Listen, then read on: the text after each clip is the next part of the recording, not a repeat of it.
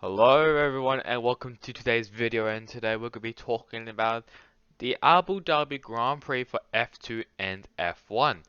Obviously, both of these series came into the final round of a championship battle, not really for F2 but most certainly for F1, and my god was it amazing.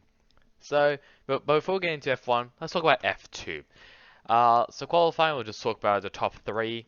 Oscar Piastri gets pole position, which basically meant that Guan Yu Zhou was out of the championship battle, and it was between him and his teammate Robert Schwartzman.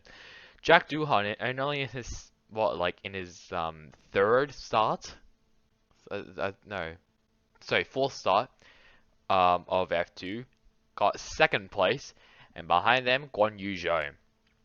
Sprint race 1 results, that was won by Jihan Daruvla, Felipe Drugovich, and Oscar Piastri in the podium, and Piastri did clinch the championship at the sprint race 1.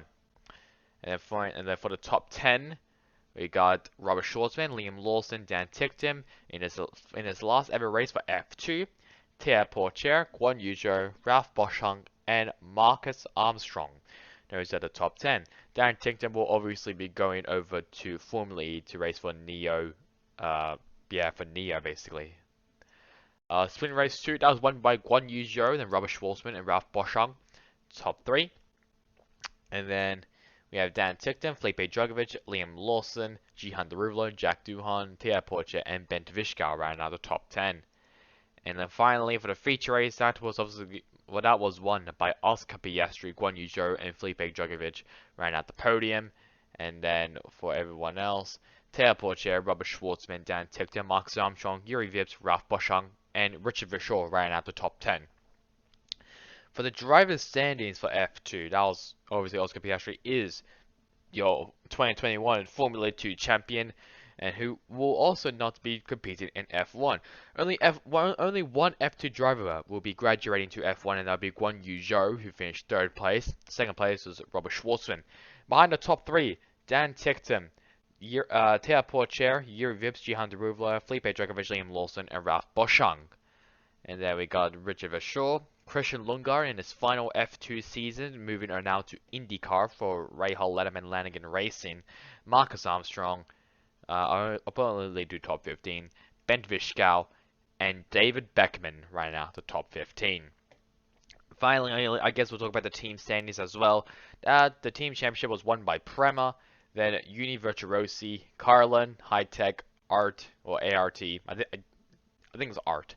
MP, Campos, Dams, Trident, Charouz, and HWA in their final season in F2. They will be finishing last place with 9 points. So that is F2 all done. I think the most notable one happened in the F2 weekend in Abu Dhabi was in the sprint race 2, if I remember correctly, when I think it was Roy Nassani taking out Piastri, and there was someone else. I can't remember who. Was it Yuri Vips? I might be completely wrong. I don't think it was Vips. I actually can't remember who it was, but I know they did take. I know he took. What was it, Yuri Vips? I think it might have been Vips. Yeah. So, yeah, Nassani made a lot of enemies then when he made that dive bomb into the second hairpin. Yeah, it's the second hairpin, I think, in sector 2. So that is F2 all done. The F2 season is all done. We only know 2 confirmed changes.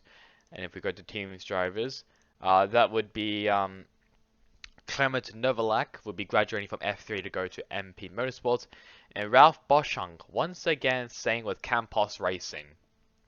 I think I don't know how long he's been in the F2 series, but he's been there for a very, very, very, very long time.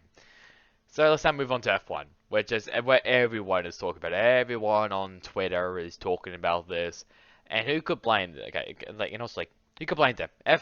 This F1 season was possibly one of the best seasons I've ever seen in my life. Ever since I started watching it around 2016, well, even though my first actual season was 2017, but at the end of 2016,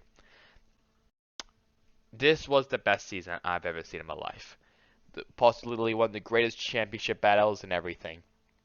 So, I'll be revealing who won the championship, and everyone already knows this, is Max Verstappen. Max Verstappen is your 2021 F1 Drivers' Champion. Lewis Hamilton comes in second place and Carlos Sainz in third. Then Yuki Tsunoda, Pierre Gasly, Valtteri Bottas, Lando Norris, Fernando Alonso, Esteban Ocon, and Charles Leclerc ran out of the top 10. And then for the other drivers, Sebastian Vettel, Daniel Ricciardo, Lance Stroll, Mick Schumacher, Sergio Perez, Nicholas Latifi, Antonio Giovinazzi, George Russell, and Kimi Raikkonen ran out. The rest of the drivers. This is obviously the final race for Kimi Raikkonen in F1, who is sadly retiring now from F1. And he also actually got driver of the day as well, which is a really, really nice touch. Obviously, I'll be obviously mentioning all the other drivers who will be going and all that other stuff. So, stuff that happened. Lap 1, Verstappen and Hamilton collided at the first chicane, but no investigation. So basically, Verstappen dived in into the first chicane, and he get this right because they also changed the track configuration. So it was like the first chicane, I think. Dive down to the inside. There was there was space. It was understandable that there was no investigation. Because Hamilton left some room. Verstappen dived in, all that other stuff. So I can see why there was no investigation needed. Lap 20, Perez and Hamilton battled for the lead up until lap 21 when Hamilton finally passed him. I just want to say, if you're a Red Bull fan, you have to be basically saying thank you so much to Checo Perez, who defended his life against Hamilton, basically slowing him down just every way he could go, slowing him down, blocking him everywhere as well. He was definitely the MVP. If you were cheering for Verstappen, he was the MVP. Yeah, Verstappen got the championship, but if it wasn't for Perez holding Hamilton up, then him winning the championship would have never happened. So, Perez definitely an MVP if you are obviously a Verstappen fan. Then it all changed on lap 53, when Nicholas Latifi crashed at the sector 3 after the hotel section. Safety cars out, debris there was debris. The car was on the track. They couldn't really move it or get rid of it. It was obviously a safety car. And on lap 57, something interesting happened, which I just also noticed while watching the highlights. The lap cars were allowed to overtake the safety car. Now, if you watched the race, you might have also noticed that it wasn't everyone who was a lap down. It was from Lando Norris to Sebastian Vettel. Why? Because I think those were the drivers who were in front of Verstappen. See? FIA obviously they obviously want this championship battle to keep going, so they got rid of all the drivers who were in front of Verstappen, basically between Hamilton and Verstappen, to overtake the safety car.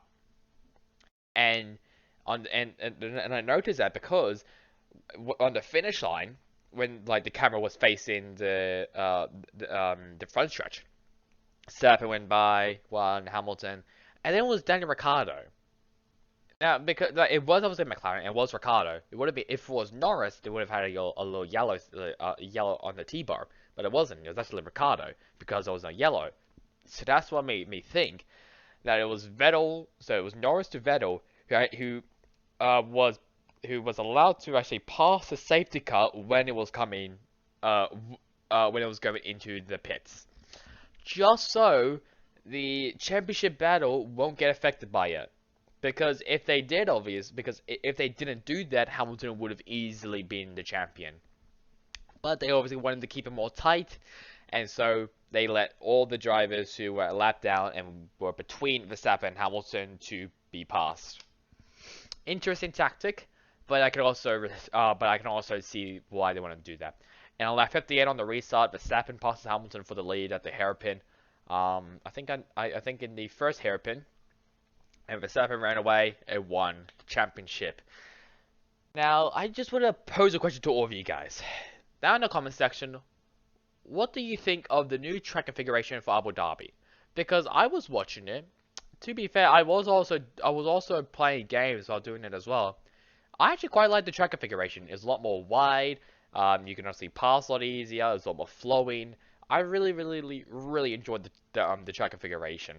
for Abu Dhabi. Can't wait for the Australian one, which is for next year, which I'll be also going to as well, which is gonna be fun. So yeah, like, what are you guys' opinions on the new Abu Dhabi track configuration? Is it good? Is it bad? Is it absolute horse crap? Or is it the best thing in the world? What do you guys think? Let's now have a look at the standings before I end this video. Max Verstappen with a 395.5 points in front of Hamilton. My dogs are barking, I hate them. Valtteri Bottas in third place. Sergio Perez, Carlos Sainz, Lando Norris, Charles Leclerc, Daniel Ricciardo, Pierre Gasly, and Fernando Alonso right out of the top 10. Then we scroll down here, Esteban Ocon, Sebastian Vettel, Lance Stroll, Yuki Tsunoda, George Russell, Kimi Raikkonen, Nicolas Latifi, and Antonio Giovinazzi, also in his final F1 season, who will be going to Formula E for Dragon Penske Autosports, Mick Schumacher, Robert Kubica, and Nikita Mazepin, who did not compete for this race because he was positive on COVID-19. For the other drivers who will be moving teams and everything, the top two will be saying the same. Bottas will be going to Alfa Romeo. Perez will be staying. The Ferrari boys will also be staying, including the McLaren boys as well. AlphaTauri will be the same. Alpine will be the same. Aston Martin will be the same. George Russell will be going to Mercedes. Raikkonen will be retiring. Latifi will be staying at Williams. And Giovinazzi will be going to Formula E. The Haas boys will also be staying. Guan Yu Zhou will be going to Alfa Romeo. And the return of Alex Albon will be going back to Williams. So those are all of the changes that will be happening for next year for the 2022 season for F1. And finally, for the constructors standings, Mercedes won the constructors championship. Then Red Bull, Ferrari, McLaren, Alpine, AlphaTauri, Aston Martin, Williams, Alfa Romeo, and Haas. Those were the results for the constructors title. So yeah, that's really about it. I don't really know what else to really say. I mean, there's no 2022 schedule.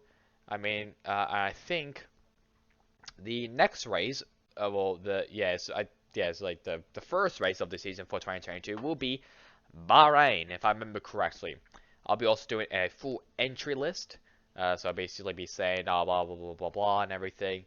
And at some point, piss off. And at some point, maybe during December or even January, I will be reviewing my predictions for the F1 season, as I made, I think, in February. So yeah, that's really it for me now. I hope you guys enjoyed today's video and the F1 championship as a whole as well for 2021. Catch you guys on next time in the next one. Goodbye.